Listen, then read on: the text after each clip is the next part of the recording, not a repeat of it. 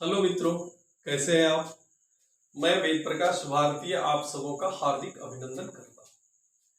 भारतीय राज व्यवस्था और संविधान की अगली कड़ी में हम आज आप लोगों को 1784 पिट्स का अधिनियम बताने जा रहे हैं।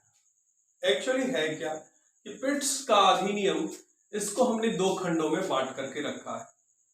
आप लोगों से विशेष आग्रह है कि जब भी आप लोग हमारा वीडियो देखें तो एक कॉपी और एक कलम अपने साथ रखें, क्योंकि ये आपके लिए काफी ही फायदेमंद होगा। 1784 का पिट्स का इंडिया एक्ट क्या था, इसके संदर्भ में हम आज आप सबों को जानकारी देने जा रहे हैं। 1784 का पिट्स का इंडिया एक्ट जो था वो 1772 से लेकर 1781 तक, यानी क्या रेगुलेटिंग एक्ट जो 1773 में आया और कंपनी के ऊपर ब्रिटिश सांसद ने जो अंकुश लगाए उनसे लेकर के 1781 तक। जैसे कि आपको मैं थोड़ा पीछे लेकर के चलता हूं, 1773 का जो रेगुलेटिंग एक्ट आया था तो उसमें कुछ ऐसे प्रावधान किए गए थे जिसमें की त्रुटियां रह गई थी। जैसे कि संविधान के मुताबिक जो एक्ट आए थे, कानून जो बनाए गए थे 1773 के रेगुलेटिंग एक्ट के कानून, उसमें क्या हुआ था कि सर्वोच्च न्यायालय जो 1774 में कलकत्ता में स्थापित की गई थी, तो उसमें और कार्यकारी परिषद 100% गवर्नर जनरल के कार्यों को अलग नहीं किया गया था। ये ब्रिटेन भी नहीं जानता था। ऐसा लगता था कि समुद्र में उन्होंने किसी एक ऐसे बिल को फेंक दिया है जिस बिल के माध्यम से कि वो संपूर्ण औपनिवेशिक तंत्र पर अपना शासन स्थापित कर लेगा, लेकिन हकीकत की दुनिया कुछ इससे अलग थी। इसलिए 100% गवर्नर जनरल में और सर्वोच्च न्यायालय में हमेशा वाद विवाद फंसते रहता था। और वैरेन हेस्टिंग्स खास करके जो ब्रिटिश ईस्ट इंडिया कंपनी के आरंभिक चरण में जो रेगुलेटिंग एक्ट के पास होने से पूर्व ही भारत गवर्नर बन के आए थे, बंगाल का गवर्नर बन के आए थे और रेगुलेटिंग एक्ट के तहत उनको गवर्नर जनरल बना दिया गया था। तो आरंभिक चरण में वैरेन हेस्टिंग्स तो बहुत ही ईस्ट इंडिया कंपनी के लिए अच्छे साबित हुए, परंतु निरंतर अपने पद पर बने रहने के कारण उनमें भी विभिन्न प्रकार की त्रुटियां आ चुकी थी, जिसका कि ज्वलंत उदाहरण 1781 के अधिनियम को, जो कि एक्ट ऑफ सेटलमेंट था, उसको ला करके ब्रिटिश सांसद ने कार्यपालिका और न्यायपालिका का जो पृथक्करण होता है वो करके दिखाया। लेकिन इसके बावजूद भी क्यों, आखिर क्या आवश्यकता हुई कि 1784 में पिट्स का अधिनियम लाना पड़ा। इसके परिप्रेक्ष्य में अगर हम देखते हैं तो निश्चित रूप से हमें स्पष्ट परिलक्षित होता है कि 1772 से लेकर 1781 तक जो खामियां और जो अच्छाई थी उसको देखने के लिए, उसकी जांच के लिए 1784 में ये अधिनियम आया था। इस अधिनियम के अंतर्गत क्या था कि कंपनी की वास्तविक स्थिति का जायजा लिया जाए कि कंपनी भारत में क्या काम कर रही है। इसके लिए खास करके 1784 का जो ये अधिनियम आया इसी को समर्पित था। ब्रिटिश सांसद ने कंपनी पर जांच हेतु दो आयोग यानी दो समितियों का गठन किया, एक प्रवर समिति का और दूसरा गुप्त समिति का। एक प्रवर समिति का और दूसरा गुप्त समिति का। यानी क्या, एक जो प्रवर समिति थे उसका क्या काम था, तो वो गवर्नर जनरल 100 परिषद के कार्यों को और सर्वोच्च न्यायालय के कार्यों को देखता। जो सेक्रेट कमेटी थी, जो प्रवर समिति थी, वो जो है वो क्या देखती है आपको, तो प्रवर समिति जो थी वो देखती 100% गवर्नर जनरल के कार्यों को और सर्वोच्च न्यायालय के कार्यों को। और जो गुप्त समिति थी वो देखती कि उस समय कंपनी को, जबकि ये ब्रिटिश सरकार द्वारा पहले ही चेतावनी मिल चुकी थी कि आप राज्य विस्तार की तरफ ध्यान नहीं दें, इसके बावजूद भी कंपनी ने मराठों के साथ युद्ध आरंभ कर दिया। इस युद्ध में कंपनी की व्यापक क्षति हुई और बहुत सारी धनराशियां उन्हें व्यय करनी पड़ी। तो इस प्रकार से गुप्त समिति, जिनके की अध्यक्ष डंडास थे, गुप्त समिति के अध्यक्ष डंडास हुआ करते थे, उन्होंने क्या किया कि कंपनी की बिगड़ती हालत को देखते हुए पुनः कंपनी ने ब्रिटिश सरकार से 10 लाख पाउंड की राशि की मांग कर डाली।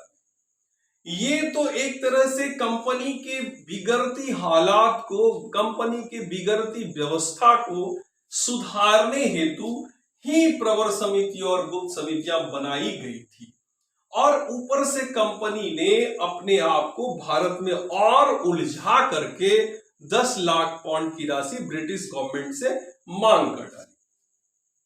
इस संदर्भ में डंडास ने एक बिल भी हाउस ऑफ कॉमन्स में प्रस्तुत किया, जो बिल की पास नहीं हो सका। इसके तदुपरांत फॉक्स ने एक इंडिया बिल लाया, और कंपनी पर अंकुश लगाने के उद्देश्य से ही फॉक्स ने इंडिया बिल लाया था। इंडिया बिल के जो मुख्य तथ्य थे वो इस प्रकार थे कि कंपनी के राजनीतिक और सैनिक व्यवस्था को व्यापारिक व्यवस्था से अलग कर दिया जाए। इसके लिए 7 कमिश्नरों की नियुक्ति की जाए, यानी राजनीतिक और सैनिक व्यवस्था देखने के लिए 7 कमिश्नरों की नियुक्ति की जाए, और व्यापारिक व्यवस्था देखने के लिए 9 डिप्टी डायरेक्टर जो कि कमिश्नर के अधीन होंगे, उनकी नियुक्ति की जाए। ये बिल जो कि फॉक्स ने लाया था 1784 में, जो पिट्स का इंडिया एक्ट आया उससे पहले, ये बिल हाउस ऑफ कॉमन्स में तो पास हो गया, लेकिन यह बिल हाउस ऑफ लॉर्ड्स में जाकर के गिर गई। हाउस ऑफ लॉर्ड्स में इसके गिरने के 2 महत्वपूर्ण कारण थे। पहले कारण तो ये थे कि बोर्ड ऑफ प्रोप्राइटर्स के ज्यादातर सांसद हाउस ऑफ लॉर्ड्स में हुआ करते थे, जो ये नहीं चाहते थे कि अगर ये बिल आ जाती तो ईस्ट इंडिया कंपनी का राजनीतिक और सैनिक प्रशासनिक जो अस्थायित्व था, उनकी जो शासन की नीति थी, वो पूर्णतः समाप्त हो जाती। इसलिए बोर्ड ऑफ प्रोप्राइटर्स ने अपने सांसदों के माध्यम से हाउस ऑफ लॉर्ड्स में इसे पारित होने के लिए नहीं दिया, जिसके कारण कि कहा जाता है लॉर्ड नॉर्थ और फॉक्स की जो चुनी हुई सरकार थी, किसी विदेशी मुद्दे पर यानी भारत के मुद्दे पर पहली बार विदेशों में धराशायी हो गई। जनवरी 1784 में विलियम पीट यंगर नाम का एक व्यक्ति ब्रिटेन का प्रधानमंत्री हुआ। उसने एक बिल हाउस ऑफ कॉमन्स में प्रस्तुत किया। उस बिल पर 2 बार परिचर्चाएं भी हो गई, लेकिन मंत्रिमंडल के इस्तीफा देने के कारण सरकार नहीं चल पाई। पुनः मई में विलियम पीट पुनः प्रधानमंत्री नियुक्त हुए, और उन्होंने ठीक उसी बिल को उसी स्वरूप में हाउस ऑफ कॉमन्स में पेश किया। जो ये पेश करने का समय था वो माह था जुलाई 1784, और इस पर बहस होने के उपरांत हाउस ऑफ कॉमन्स में विलियम पिट का वो बिल पास हो गया, और अगस्त माह में वही बिल हाउस ऑफ लॉर्ड्स में भी पारित हो गया। इस प्रकार से 1784 में पिट्स का इंडिया एक्ट पास हो गया। जब ये बिल पास हो गया तो फॉक्स ने कहा कि ये बिल जो अभी विलियम पीट ने प्रस्तुत किया है, इससे मेरा बिल कहीं अच्छा था, क्योंकि उस बिल को एक महत्वपूर्ण सांसद बर्क और फिलिप फ्रांसिस ने मिलकर तैयार किया था।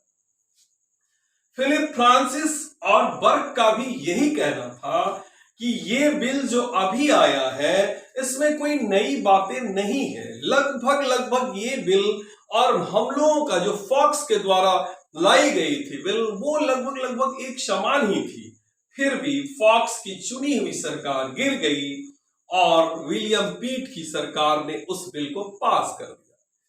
जब ये बिल पास हो गया तो स्वयं विलियम पीट ने कहा कि विलियम पिट ने ये कहा कि फॉक्स के द्वारा जो बिल प्रस्तुत किए गए थे हाउस ऑफ कॉमन्स में, उस बिल में क्या थी कि व्यक्तिगत सुरक्षा थी, उसमें क्या थी कि व्यक्तिगत सुरक्षा थी, लेकिन मेरे द्वारा पास किए गए बिल में एक प्रणाली की सुरक्षा सन्निहित है। यानी फॉक्स ने जो बिल प्रस्तुत किया था उसमें व्यक्तियों की सुरक्षा सन्निहित थी और विलियम पीट के बिल में एक प्रणाली की व्यवस्था सुरक्षित थी। इस प्रकार 1784 के अगस्त माह में पिट्स का इंडिया बिल पास हो गया। आपको हम एक बार आप इस पर दृष्टि करेंगे कि रेगुलेटिंग एक्ट से आरंभ करके केंद्रीय परिषद के विकास का जो क्रम दिखाया गया है, जो कोष्टक आपके सामने रखा गया है, इसको थोड़ा ध्यान से देखें। यानी 1773 में पहली बार कंपनी पर अंकुश लगाने के लिए ब्रिटिश संसद ने रेगुलेटिंग एक्ट पास किया। उस एक्ट के जो प्रावधान थे उसमें क्या था कि कलकत्ता के गवर्नर को ब्रिटिश ईस्ट इंडिया कंपनी के लिए कलकत्ता का जो गवर्नर था उसे संपूर्ण भारत में गवर्नर जनरल मान लिया जाएगा और उसके लिए एक कार्यकारिणी का भी गठन किया जाएगा, जिस कार्यकारिणी में कि 4 सदस्य होंगे। उन 4 सदस्यों में कौन कौन चुने गए तो फिलिप फ्रांसिस, क्लेवरिंग, बॉरवेल और मॉनसन। और 1773 का जो इंडिया एक्ट था, जो रेगुलेटिंग एक्ट आया था, उसमें एक प्रावधान और किए गए थे। वो प्रावधान अति महत्वपूर्ण प्रावधान था। आप देखते होंगे कि हमारे यहाँ वर्तमान में क्या होता है कि अभी जो है कुछ लोगों की जो नियुक्तियां हो रही है तो उन्हें सैलरी पर रखा जा रहा है। ठीक इसी प्रकार जब 1773 का रेगुलेटिंग एक्ट पास हुआ तो उनमें ये प्रावधान किए गए थे कि जो गवर्नर जनरल है उनकी भी सैलरी तय होगी और कार्यकारिणी परिषद के जो सदस्य हैं उनकी भी सैलरी तय होगी और उनका कार्यकाल भी तय होगा। ठीक इसी प्रकार वैरेन हेस्टिंग्स का भी सैलरी फिक्स किया गया और जो उनके 4 अधीनस्थ कार्यकारिणी के सदस्य थे उनकी भी सैलरी तय की गई और उनके कार्यकाल भी 4 वर्ष रखे गए। तो हम क्या देखते हैं कि ये जो एक चार्ट है, इस चार्ट में आप देखिए कि 1773 का जो रेगुलेटिंग एक्ट आया था इसमें उसका आकार क्या था। यानी क्या 4 जो थे कार्यकारिणी के सदस्य थे और एक गवर्नर जनरल, और उसकी रचना क्या थी। गवर्नर जनरल की परिषद के सदस्य जो थे उसकी रचना यानी क्या कंपोजिशन तो जो था ये 4+1 का था और इनका कार्य क्षेत्र क्या था। कार्यकारिणी तथा विधानमंडल में कोई अंतर नहीं था। जस्ट लाइक एक कार्यकारिणी जो थी वो एक विधानमंडल की तरह काम कर रही थी। ठीक वही चीज 1781 को अगर आप देखेंगे तो स्थिति उसी तरह रही, सामान्य रही।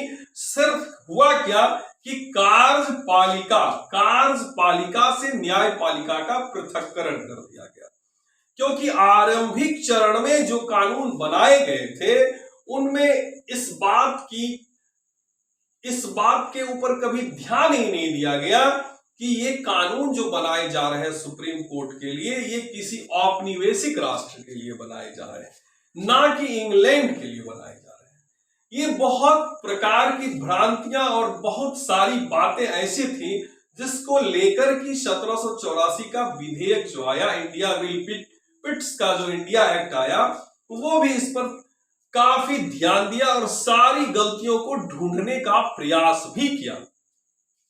वैसे तो इस बिल का वैरेन हेस्टिंग्स ने पुरजोर विरोध भी किया था और जब ये बिल पास हो गया तो उन्होंने 1785 में इस्तीफा दे दिया और वो यहां से ब्रिटेन लौट गए, जहां की लौटने पर बर्क ने उस पर महाभियोग लगाया और महाभियोग लगा करके उस पर ब्रिटेन में मुकदमा भी चले। तो हम क्या देखते हैं कि 1784 का जो इंडिया एक्ट था, पिट्स का एक्ट था, उसमें क्या किया गया कि कार्यकारिणी परिषद के सदस्य जो 4 थे उनको 1 कम कर दिया गया और उसकी संख्या सिर्फ 3 रहने दी गई। तो इस प्रकार आकार जो हुआ कार्यकारिणी परिषद का, गवर्नर जनरल के परिषद का, वो 3+1 हो गया। आप यहां नीचे देखेंगे पिट्स इंडिया एक्ट 1784। आपको ये ध्यान देना होगा, जब ब्रिटिश ईस्ट इंडिया कंपनी का निर्माण हुआ था, लॉर्ड मेयर ने जो सभा के माध्यम से सारे उद्योगपति इकट्ठा होकर के एक कंपनी एस्टैब्लिश की थी, जो कंपनी की 31 दिसंबर 1600 ईस्वी को ब्रिटेन की महारानी द्वारा एक रजिस्टर्ड हो गई थी। तो उस समय की कंपनी की क्या स्थिति थी? तो कुल 217 आरंभ में जो बोर्ड ऑफ प्रोप्राइटर्स के सदस्यों की संख्या थी वो 217 हुआ करती थी, और ये 217 लोग ही मिल करके एक कंपनी बनाई। इन्होंने इसमें अपने अपने शेयर होल्डर्स यानी कि अपने अपने पैसे लगाए। आरंभिक चरण में मिनिमम 500 पाउंड की राशि निहित की गई थी कि ये स्वत्वधारी मंडल जो बोर्ड ऑफ प्रोप्राइटर्स या कोर्ट ऑफ प्रोप्राइटर्स है, इनके लिए 500 पाउंड की राशि देकर के आप इनके सदस्य बन सकते हैं, और उसी 500 पाउंड की राशि के अनुपात में आपको लाभांश भी मिलेगा। ये जब बोर्ड स्थापित हो गया, जब ये कंपनी स्टैब्लिश हो गई, तो कंपनी के सदस्यों ने क्या किया कि बोर्ड ऑफ डायरेक्टर्स यानी कोर्ट ऑफ डायरेक्टर्स की नियुक्ति की। तो 24 सदस्य कोर्ट ऑफ डायरेक्टर्स बनाए गए। कोर्ट ऑफ डायरेक्टर्स 24 सदस्य कोर्ट ऑफ डायरेक्टर्स बनाए गए। फिर जब 1773 का रेगुलेटिंग एक्ट पास हुआ, तो कंपनी अपने स्तर से काम करने लगी। लेकिन 1784 में जो कि पिट्स का इंडिया एक्ट कहा जाता है, उसके तहत क्या हुआ कि हाउस ऑफ कॉमन्स ने एक बोर्ड ऑफ कंट्रोल बना दी, जिसे कि नियंत्रक मंडल भी कहते हैं, बोर्ड ऑफ कंट्रोल बना दी। इसमें कुल 6 सदस्य होते थे। एक ब्रिटिश सांसद कैबिनेट मिनिस्टर होते थे, फिनांस मिनिस्टर होते थे, और 4 अन्य सदस्य होते थे। तो इस प्रकार बोर्ड ऑफ कंट्रोल।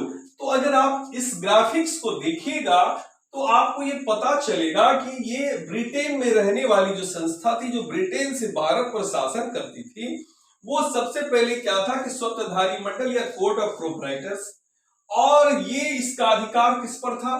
तो बोर्ड ऑफ यानी कोर्ट ऑफ डायरेक्टर्स के ऊपर, इसका अधिकार था। और ये जो आप देख रहे हैं नियंत्रक मंडल, बोर्ड ऑफ कंट्रोल, ये बोर्ड ऑफ कंट्रोल का भी इस पर अधिकार था। यानी क्या ब्रिटेन में 3 संस्थाएं काम कर रही थी, एक कोर्ट ऑफ प्रोप्राइटर्स, दूसरा कोर्ट ऑफ डायरेक्टर्स, और तीसरा बोर्ड ऑफ कंट्रोल। और भारत में जो संस्था काम कर रही थी वो थी क्या? भारत में गवर्नर जनरल की परिषद या कार्यकारिणी, जिसकी संख्या की 1784 के बाद 3 कार्यकारिणी परिषद के सदस्य और एक गवर्नर जनरल, मिलाकर के 4 हो गए।